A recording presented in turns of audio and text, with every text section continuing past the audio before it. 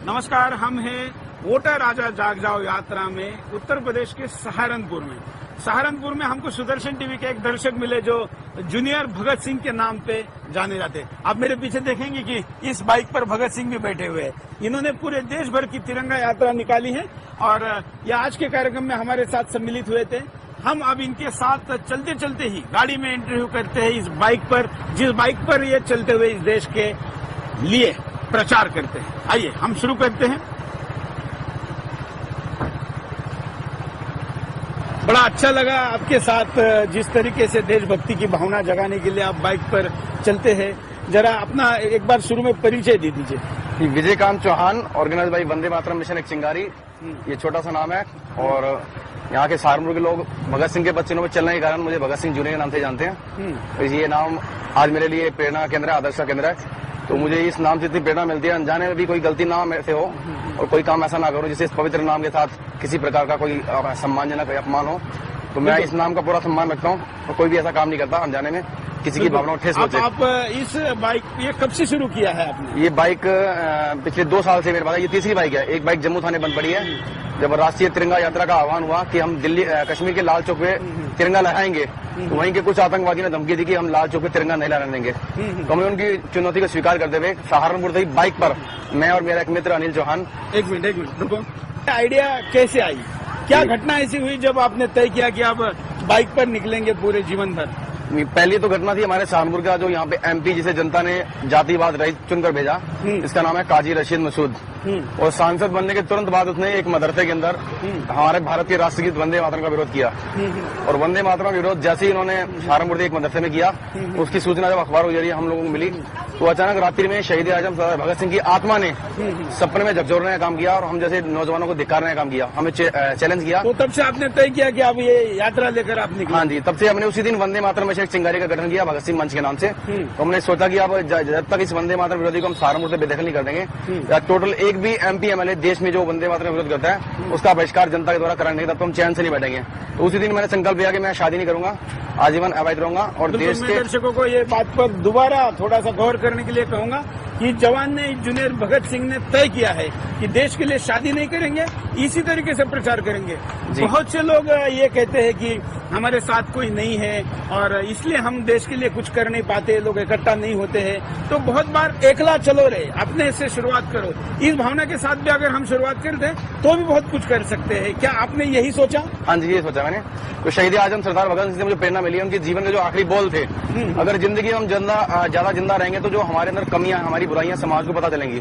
तो जो क्रांतिकारी नौजवान होते हैं उन्हें एक शिखर पे पहुंचकर अपना बलिदान देना बहुत जरूरी होता है। तो मेरे मन में वही सपना है। तो ये भावना मेरे मन में अब तक कि देश से बढ़कर और क्या है, ना पूछना है ना पता है, देश से प्यार हो गया है, क्या यही मेरी खता है, ना ख्वाहिश है कुछ पाने की, इस देश प्रेमी दीवाने की, क्रांति जी उठे हर हिंदुस्तानी के दिल में, बस इतनी आरजू है स्नेह परवाने की। वाह, आपने भगत सिंह को ही क्यों चुना इस सारे विषय के लिए? शहीद आजम सरदार भगत सिंह का जो एक तरीका था, मोटिवेशन था कि उन्होंने योजनाबद्ध तरीके से देश के नौजवानों को जगाने के लिए सोची समझी साजिश के तहत असेंबली में बम विस्फोट करके अपनी गिरफ्तारी दी। उनको पता था अगर मैं भाग गया तो मैं आतंकवादी कहलाऊंगा और नौजवानों को जो मुझे संदेश देना है मैं वो संदेश देने में कामयाब नहीं होगा। उनके बलिदान से आज हजारों नौजवान पूरे देश के अंदर खड़े हैं और उनके नाम को अपने साथ जोड़ के देश के लिए कुछ करने की भावना लेके चलते हैं। ये केवल उनका बलिदान ही था, उसी बलिदान के कारण पूरे देश के अंदर क्रांति का विस्फोट हुआ, हजारों नौजवान भगत सिंह बनने के लिए सड़कों पर उतर गए। बिल्कुल। तो क्या आज भगत सिंह की जिस तरीके से अनदेखी हो रही है, इस विषय के ऊपर भी आप दुखी महसूस करते होंगे? बहुत ज्यादा दुखी महसूस करते हैं। अब दुर्भाग्य से ये जितने भी शहीद हमारे क्रांतिकारी वीर हैं, उन सभी को हमारे राजनेताओं ने और सामाजिक संगठनों ने केवल बलिदान दिवस और जन्म दिवस पर प्रचार का माध्यम बनाने के लिए उपयोग करना सीख लिया है, लेकिन उनके बच्चों में नहीं चलते हैं। बात तो वो भगत सिंह की करते हैं। भगत सिंह के नाम का मतलब है एक क्रांति का विस्फोट, हलचल, देशद्रोहियों में टेंशन, भ्रष्टाचारियों में दहशत। तो ये जब हम भगत सिंह का नाम लेते हैं ऐसी चीजें हमारी आंखों के सामने आ जाती हैं। हम कल्पना करते हैं कि भगत सिंह का नाम यानी कि वो क्रांतिकारी जिसने देश के लिए कुछ करने के लिए अपने आप को प्राणों का निछावर कर दिया और हंसते हुए फांसी का फंदा चुन लिया। आपने 2004 से इसको शुरू किया है, 4 जुलाई 2004। लेकिन जिस तरीके से पिछले 2 साल में देश में देशभक्ति की काफी बड़ी लहर जी, जी। चली है। बाबा रामदेव हो, अन्ना हाँ जी, हजारे हाँ हो या सुदर्शन टीवी का अभियान भी हो, जी, जी। क्या इसका आपको उपयोग हुआ है? बहुत उपयोग है। मैं दिल्ली भी गया, बाबा रामदेव के कार्यक्रम में रेगुलर जुड़ा हूँ। जब भी वो कोई कार्यक्रम करते हैं या कोई सूचना मिलती है, मैं हर जगह जाता हूँ। अन्ना हजारे के कार्यक्रम में कोई भी राष्ट्रवादी जो भी देशभक्त है, वो किसी भी संस्था जुड़ा हुआ है या किसी भी संगठन जुड़ा कर वो देशभक्ति की बात करता है, भारत माता की बात करता है, भ्रष्टाचार के विरुद्ध आवाज उठाता है। मैं उन सबके लिए बिना सोचे समझे हर समय उनके लिए अवेलेबल रहता हूँ। आपने लव जिहाद पर भी काफी कुछ काम किया है। लव इन जिहाद इस समय इस देश की सबसे बड़ी समस्या है, भ्रष्टाचार और देशद्रोह तो क्या से भी- है, जरा दर्शकों को भी वो समझाइए कि लव जिहाद आपको पहली बार कब महसूस हुआ और कैसे ये होता है? लव इन जिहाद सहारनपुर में सबसे बड़ी जो घटना थी, दीपिका जोली कांड।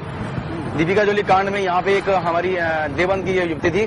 इस युवती को योजनाबद्ध तरीके से कुछ मुस्लिम लोग जो पाकिस्तान, सऊदी अरब और ईरान जैसे लोगों के शहर पे काम करते हैं, उनको प्री प्लान ट्रेनिंग दी जाती है मदरसों के अंदर। जितने भी ये आतंकवादी लवन जहादी गुड्डे हैं, ये या तो टपोरी हैं, अनपढ़ गवार हैं और ये गलियों में रेगी लगाते हैं, कबाड़ी का काम करते हैं, पेंटर करते हैं, पेंटिंग करते हैं। इसके अलावा कंप्यूटर के बहाने या इलेक्ट्रिशियन के बहाने या टीवी ठीक करने वाले घरों में एंट्री करते हैं और अपना नाम बदलकर सोनू मोनू रख के माथे पे टिक्का लगाते हैं, गले में लॉकेट पहनते हैं, हाथ में कलाव पहनते हैं और योजनाबद्ध तरीके से हमारी हिंदू बहनों को हिंदू बन के गुमराह करते हैं, उन्हें अपने जाल बताते हैं। इसमें वशीकरण का, तंत्र मंत्र का सबका सहारा लिया जाता है। उसके अकॉर्डिंग जैसे कोई बात होती है तो लड़की को जब तक पता चलता है तब तक बहुत देर हो जाती है और निकाह नामे तैयार कर देते हैं और प्री प्लान दिल्ली हज हाउस और बॉम्बे हज हाउस इसमें इन्वॉल्व है। अच्छा, हाँ जी। अभी तक सहारनपुर में कितनी हजार लड़कियां इसमें? 12,000 से ज्यादा लड़कियां जो मेरी नॉलेज में है, मेरी जानकारी में है, जो अखबारों की कटिंग में या टीवी चैनल पे आ चुकी हैं, वो इस समय 12,000 से ज्यादा लड़कियां हिंदू से मुस्लिम बन चुकी हैं योजनाबद्ध तरीके से। इसमें पुलिस प्रशासन ने कोई सहयोग नहीं किया क्योंकि हमारा कानून इस समय हमारे खिलाफ है।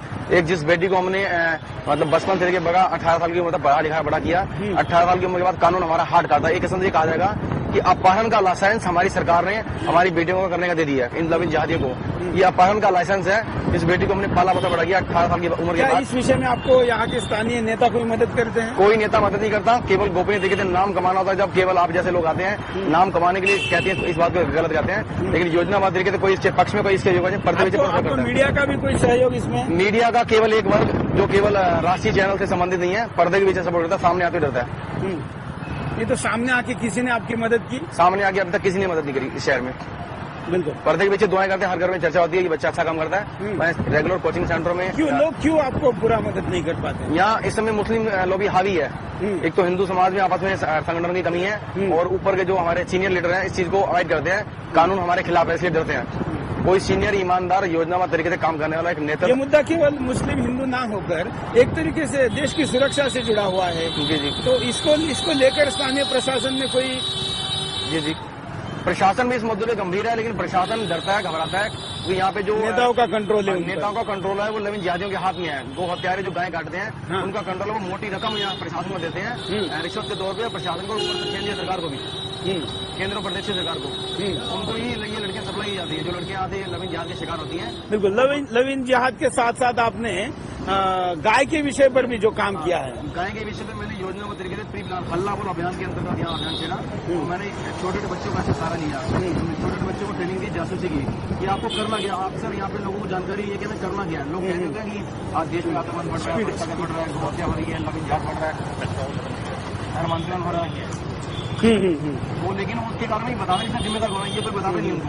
हम लोगों को लोकल छोटे छोटे ट्रेनिंग कैंप लगा के बच्चों को इसका माध्यम बनाते हैं, बच्चों को पॉम्पलेट और अधिकारियों का नंबर देते हैं कि आपको कोई परेशानी दिक्कत है, पूछना करो। आपको डर लगता है कोई बात नहीं, आपको टेंशन होती है आप टेंशन मत लो, पैसा नहीं मत दो, हमारे साथ में चलो, लेकिन कभी सुनना तो नहीं तो आप जहाँ से चलेंगे और मेरा प्रयास इसलिए सफल रहा कि मैंने कभी भी इस संघर्ष में पुलिस से सहारा नहीं लिया। पहले मौके पर जाके 2,000 पकड़ने के तुरंत बाद अपनी तैयारी वाली के कुछ थाने में पेश किया, तब जाके उन्हें सजा हो पाई, तब जाके वो जेल जा पाए। अन्यथा क्या होता है, पुलिस को सूचना लोग देते हैं और दबाव रहता है। शासन भी चाहता है गो हत्या बंद हो, लव इन जिहाद बंद हो, धर्मांतरण बंद हो, लेकिन ऊपर जो अधिकारी है, सीनियर अधिकारी है, वो लव इन जिहादी गुंडे जो इसमें ऊपर केंद्र में और प्रदेश सरकार के संपर्क में है, वो करोड़ों की इनकम इन गो हथियार को होती है वहाँ रिश्वत पर भेजते हैं। तो करोड़ों की इनकम के लालच में शहर की शांति को खतरा है यहाँ पे। और कभी भी शहर के अंदर दंगा होता है, कई बार यहाँ पे आग जलने तो किसी को हो जाएगा। तो मैंने अपने मौके पे 8 जनी गाड़ियाँ दी है, आमने सामने पार्टी मुस्लिम से यहाँ संघर्ष हुआ है और अब मुस्लिम मीडिया में मानते हैं कि वो हत्या अपने बदले जा रही है और ऐलान नहीं किया, सामाजिक प्रचार करेगा, इस्लाम में खारिज किया जाएगा। लेकिन ये मतलब इसमें देवबंद ने जो स्टैंड लिया है वो दिखावा है। वो दिखावा है, और वो दिखावा भी केवल हमारे संघ से बात किया था, जो हमने योजना तरीके से पकड़ के उनको पिटाई करके उनको सड़कों में देख के उनकी गाड़ियों को हवाले करके विद सबूत वीडियो बना के प्रशासन को मीडिया को दिया था। मीडिया के सहयोग की वजह से वो लोग डरते हैं और फतवा केवल दिखावा था हमारी फाइल करना।